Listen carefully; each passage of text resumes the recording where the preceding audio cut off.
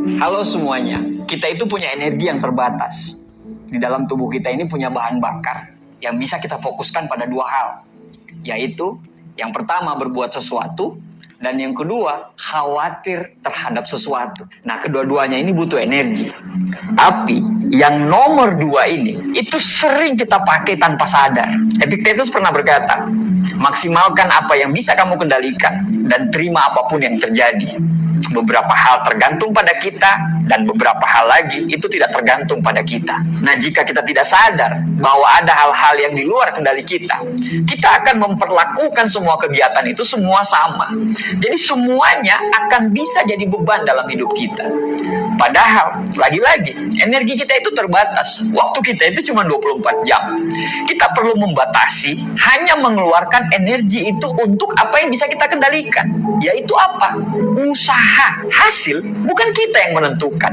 Jangan habiskan waktu kita, tenaga kita, pikiran kita untuk khawatir secara berlebihan terhadap sebuah hasil. Seseorang bila ingin hidup ringan dan lapang, dia hanya perlu mengendalikan pikiran dia agar bisa merespon segala sesuatu yang di luar kendali dia dengan lebih santai. Lebih baik maksimalkan apa yang bisa kita kendalikan, dan perlahan kita akan terima apapun yang terjadi.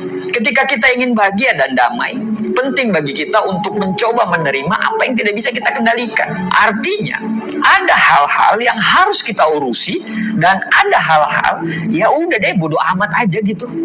Dan kita akan bahas satu persatu apa saja yang perlu kita bodo amat dalam hidup ini. Yang pertama, persepsi orang terhadap kita. Tanpa sadar, terkadang kita itu terlalu memperdulikan apa yang orang lain pikirkan terhadap kita. Kita itu takut tidak disukai, dan kita takut dianggap buruk oleh mereka. Padahal, sebaik apapun kita, sesempurna apapun yang kita lakukan, selalu aja ada orang yang kontra. Akan selalu ada orang yang tidak menyukai kita.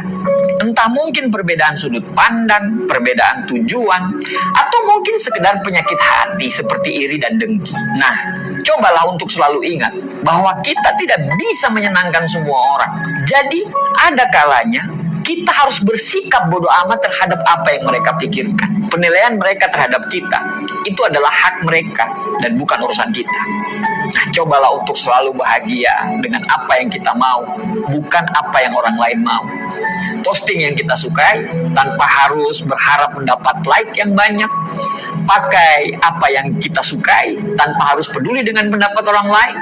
Dan lakukan apa yang kita sukai, bukan yang orang lain sukai. Ya, tapi tentunya sesuaikan semuanya dengan norma-norma agama, adat istiadat, serta lingkungan sosial di tempat kita berada. Yang kedua, sikap orang lain terhadap kita. Sikap dan tindakan orang lain terhadap kita itu merupakan hal yang tidak bisa kita kendalikan. Tiba-tiba ada orang yang datang mengatakan, kamu itu penipu. Padahal kita nggak penipu. Emang kita bisa kendalikan. Tiba-tiba ada orang yang datang terus bilang, kamu gebukan ya. Itu kan kita nggak bisa kendalikan. Tiba-tiba ada orang yang datang bilang, kok kamu jelek ya. Ya itu kita tidak bisa kendalikan. Karena itu perkataan dan sikap mereka. Ya mungkin kamu berpikir bahwa ketika kamu bersikap baik pada orang, maka semua orang akan bersikap baik juga terhadap kamu. Mungkin kamu akan bertemu dengan satu atau dua orang yang juga membalas kebaikanmu dan kamu sangat senang sekali. Tapi tetap saja kita tidak bisa mengontrol tindakan mereka. Kita tidak bisa mengendalikan mereka sesuai dengan harapan kita. Jadi apa yang harus kita lakukan? Lakukan kebaikan sebanyak mungkin. Bukan untuk orang lain membalas kebaikan kita tersebut.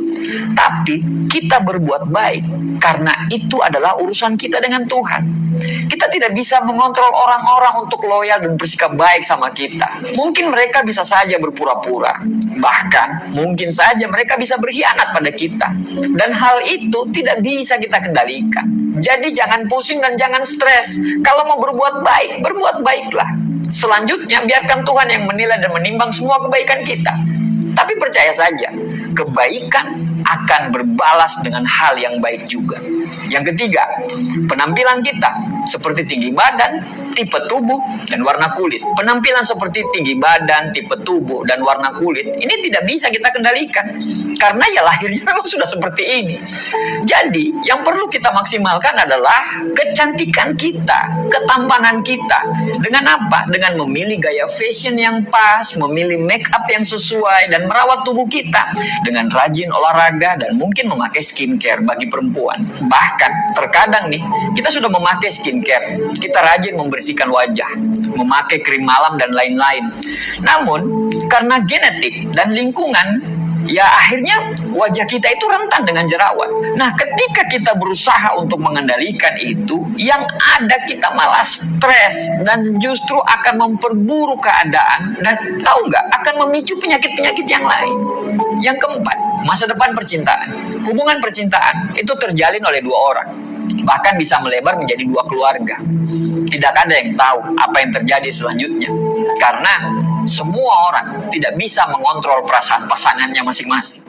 Bagaimana jika ada satu aplikasi di mana Anda bisa mendapatkan penghasilan, tambahan belajar, keterampilan baru, dan masing-masing? Ya wajar jika kita memiliki rencana dan kita melakukan yang terbaik untuk masa depan bersama pasangan kita. Tapi terkadang segala sesuatunya itu tidak mulus seperti dugaan. Selalu ada perbedaan, bahkan konflik dalam sebuah relationship. Nah, ketika kita beranggapan bahwa bahagia dan merasa lengkap itu kita harus menjalin hubungan dengan orang lain, maka saat itu Anda juga akan tergantung pada dia. Dan ketika orang tersebut tidak sesuai dengan harapan dan ekspektasi kita, maka kamu akan jatuh ke lubang kehancuran. Bayangkan apa yang terjadi ketika dia pergi meninggalkan kita. Saat kita begitu menggantungkan harapan terhadap dia, kita akan sangat kecewa dan bisa lebih parah lagi, bisa stres, depresi, dan bisa jadi kita trauma. Jadi jangan berharap hal tersebut bisa kita kendalikan. Yang bisa kita lakukan adalah memberi, mencintai, dan jangan berharap sebaliknya. Agar bila terjadi sesuatu dalam hubungan kita nanti, kita akan dengan ikhlas melepaskannya. Yang kelima, masa lalu. Hal-hal yang sudah terjadi juga tidak bisa kita ubah dan tidak bisa kita kendalikan. Jika ada kesalahan di masa lalu, sebaiknya kita berusaha untuk berdamai dan memaafkan diri kita sendiri. Jika kita ingin bahagia, jangan biarkan masa lalu kita itu mengusik kita. Boleh loh, boleh banget kita melihat ke belakang, tapi jangan pernah kembali. Coba, sekarang ini kita harus fokus untuk menata masa depan kita. Pengalaman-pengalaman pahit di masa lalu, itu bisa kita jadikan pelajaran untuk membangun masa depan yang lebih baik. Jadikan masa lalu kita itu sebagai kenangan yang terbaik yang nantinya bisa membawa kita ke masa depan yang penuh dengan kemenangan. Jadi, cobalah kita identifikasi apa hal yang bisa kita kendalikan dan apa hal yang tidak bisa kita kendalikan. Karena percuma saja jika kita khawatir terhadap hal-hal yang tidak bisa kita kendalikan. Hanya akan mengganggu suasana hati, mengganggu mood kita, dan perjalanan kita ke masa depan kita itu bisa terhambat dan menjadi beban pikiran. Mungkin itu saja. Terima kasih.